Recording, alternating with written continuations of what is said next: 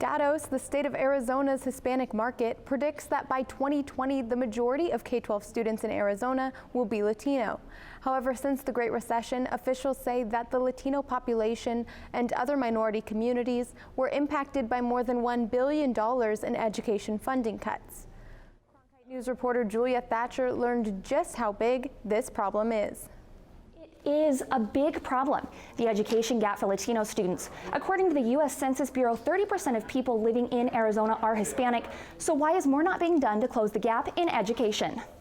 According to research conducted by Morrison Institute, only 17% of Latinos in Arizona have an associate's degree or higher. It is the Latino demographics that we have to focus on because of the educational gap between that population and the other population. So I think this is a good beginning. Hispanic leaders met today to discuss how the state's education funding plan will impact students, but also what they can do to help close this gap. So we need to change expectations in the living room, but also in the classroom. Teachers need to expect more from students. Institutional, we need to expect Latinos to graduate.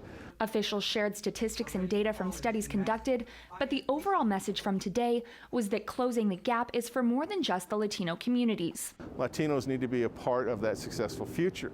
That's going to help your kids also succeed as well. So it isn't a matter of competition. It isn't Latinos versus whites or versus anyone else. It's that we're all in this together.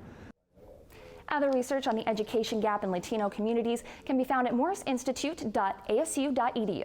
In the Media Center, Julia Thatcher, Cronkite News.